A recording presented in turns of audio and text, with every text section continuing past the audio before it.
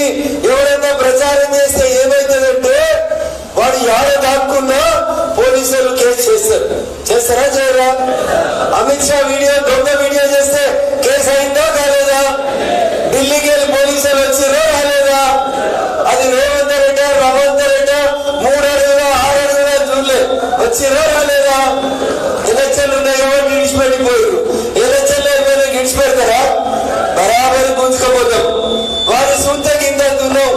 మిలిటరీని పంపురు అడుగుతున్నాం. మిలిటరీ ఎందుకు 2 కానిస్టేబుల్ చాలు నేను ఎత్తుకపోయేదాన్ని. ఎనగడికి ఒకసారి ఎత్తుకపోయిరా? సూట్ కేసులు పట్టుకుని ఎత్తుకపోయిరా? పట్టబోయలు ఎత్తుకపోయిరా? 2 పోలీసులు చాలు నిన్ను ఎత్తుకపోయేందుకు. దానికి ఇంకా మనోడు అమిత్ షా నువ్వు పంపి మిలిటరీ అంటున్నాడు. ఒక్క మిలిటరీ అయితే నువ్వు సంతకి సరిపోవాలి. ఇంత ఎందుకు ఉత్తర కుమార ప్రగల్భాలు చేసిందే తప్పుడు పని. పోయి ఈ దేశ హోంమంత్రి అభినవ సర్దార్ వల్లభాయ్ పటేల్ అని ఈ దేశమంతా మెచ్చుకునేటువంటి అమిత్ షా అనే మార్పింగ్ చేస్తే ఊపుకుంటాడా? అమిత్ షా ఊపుకుంటాడా? ఎప్పుడైనా చేపల మంది మార్కెట్ పోయిరా ఇంట్లో కడిపించి తీసుకెళ్ళమని చెప్తారు. షాప్ ఎట్లా కడుగుతారో చూసిరా? పైసా రామకృష్ణ ఎక్కుతున్నాడు, మార్కెట్ లో ఉంటాడు కాబట్టి ఈ పక్క ఆ పక్క మంచిగా దశాయించి రాస్తారు. అట్లా రాస్తాడు ఇప్పుడు రేవంత్ రెడ్డి. ఆలోచించుకోరు ఎవరితో మాట్లాడుతున్నావు? పిచ్చి పిచ్చి చేసే ముక్కున్నది వాడు ఉన్నది ఎల్లయ్య మల్లయ్య కాదు. ఎవరున్నారు?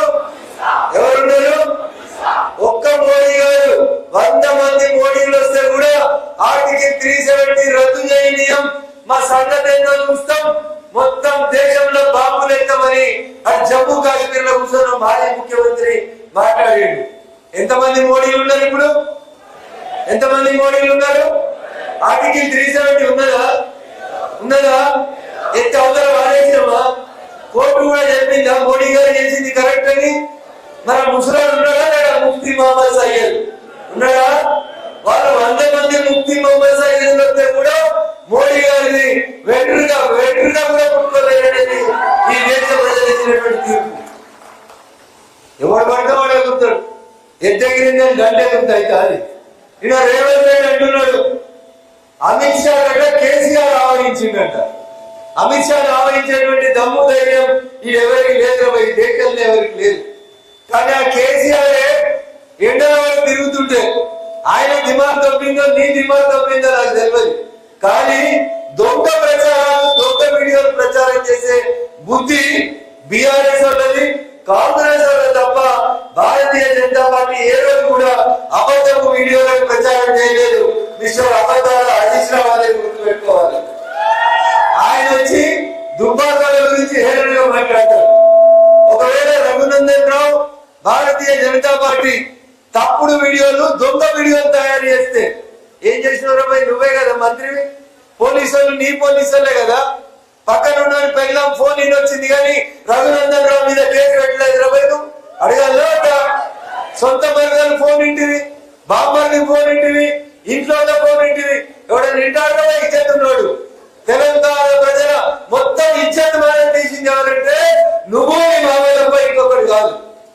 తెలంగాణలో బిడ్డ పెళ్ళే అల్లుడు ఇంటికి వస్తే బిడ్డ అల్లుడు కానీ మాట్లాడుతుంటే ఇచ్చేస్తుంది. అత్త మామ ఎవరైనా ఉంటే దూరం పోతారా పోరా? అసలు నీ బిడ్డ పోయినమని చెప్తాడా కేసీఆర్? కోడలు పోయినమని చెప్తాడా? ఇది వీళ్ళ సంస్కారం. 10 ఏళ్ళు పరిపాలించమని చెప్తే పక్కిట్లు ఏం మాట్లాడుతున్నారు ఫోన్ వింటారు వీళ్ళు. నేను ఈ మాట ఇయ్యాలని చెప్పలే, నవంబర్ 2020 చెప్పిన మా దుబ్బాకలందరినీ పట్టుకపోతుంటే పోలీసులు మా ఫోన్ వింటున్నామా ఏం చెప్పినామా చెప్పలేదా? చెప్పినామా లేదా? తోకదాడితే సిద్దిపేటలో లాడ్జింగ్ ఏమైందో హరీష్ రావుకి యాడ్ చేయాలి. ఏమైంది? ఏం చేసిరు?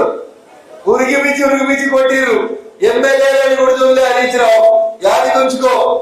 ఇంకొక ఆయన వచ్చింది. ఇక ఎవరు? ఆయన కూడా వృత్తికి ఇంతనే ఉంటాడు, డయాస్ అంతనే ఉంటాడు. 10 ఏళ్ళు కలెక్టర్ చేసిండంట. ఏం చేసిండు? 10 ఏళ్ళు కలెక్టర్ చేసిండంట. చేసి ఏం చేసిండు? కేసీఆర్ రాగానే శాస్త్రంగా దండం పెట్టిండు, కాలు మొక్కిండు, ఫ్రీగా ఎమ్మెల్సీ సీట్ తెచ్చుకున్నాడు. ₹1 ఖర్చు లేకుండా ఎమ్మెల్సీ సీట్ వచ్చింది. మీరు ఊర్లలో రేపటి చెప్పాలి కసీర్ల కాడ. ఎప్పుడు వచ్చింది ఎమ్మెల్సీ? 2021 సంవత్సరంలో వెంకటరామరెడ్డి అనే కలెక్టర్ కమ్ కాంట్రాక్టర్ ఇక్కడ డబుల్ బెడ్రూమ్ ఎవరు కట్టిరు రాజపుష్పాలు కట్టిరు, వెంకటరామరెడ్డి కట్టిరు. అందుకనే కలెక్టర్ కమ్ కాంట్రాక్టర్ అయిన వెంకటరామరెడ్డి చంద్రశేఖరరావుకి శాస్త్రాంతంగా దండం పెట్టి 2021లో ₹1 ఖర్చు లేకుండా ఎమ్మెల్సీ పదవి తెచ్చుకున్నాడు. ఇవాళ ఏం చెప్తున్నారు? మా వెంకటరామరెడ్డి 100 కోట్లు పెడతాడు. ఏం పెడతాడు?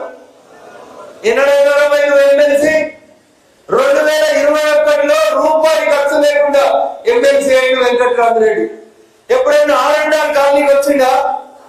ఒక్కసారైనా వచ్చిండా? ఎవరికైనా కష్టం ఉండి వచ్చిండా? ప్రశాంత్ ఒక తమ్ముడు చేసిపోయాడు వేముల గారు. ఏం పేరు? నరసింహులు. ఏం పేరు? కిమ్స్ హాస్పిటల్లో చనిపోయింది చూడు.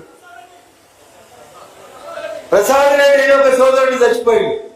నేను పోయినా, దవాఖానకు పోయినా, బిల్లు వేస్తే సగం బిల్లు తప్ప చెప్తారా సత్తారని కొట్టేసిన నేను. నువ్వేం చేసినావు కలెక్టర్? ఒక్కరికైనా ₹1 ఇచ్చినావా? పోనీ బువ్వ తినే సైతం ఇట్లా 2 ఎంగిల్ కింద పడితే కాకులో బిల్లులో వెళ్ళిపోతే అనేటువంటి వీడు ఆయనట 100 కోట్లు పెట్టి మనల్ని చదివిపిస్తాడంట. నేను అడుగుతున్నా, 2021లో ఎమ్మెల్సీ అయినావు కదా, 22లో రానుంటివి ఆర్ఎండ్ఆర్ కాలనీకి వచ్చిండు. ఆర్ఎండ్ఆర్ కాలనీకి అది వచ్చిండా? మరి 2022 వచ్చి 100 కోట్ల పెట్టనుంటివి, మనిషికి 50 లక్షలు ఇచ్చిపోతుంటివి. నా వల్ల తప్పైంది, నా వల్ల రాత్రికి రాత్రి మీ ఇల్లు ఖాళీ చేయించినాం. ఆఖరికి మల్లారెడ్డి అనే రైతు తన స్థితి తానే వేసుకొని చచ్చిపోయాడు. పాప ప్రక్షాళన చేసుకుంటా తప్పైందని చెప్పి చెప్పలేసుకొని మల్లారెడ్డి బిడ్డకు 10 లక్షలు ఇచ్చిండా? ఎన్నడన్నా మెల్లకి వచ్చిండా? గజ్వేల్కి వచ్చిండా? సిద్దిపేటకు వచ్చిండా? దుబ్బాకకు వచ్చిండా?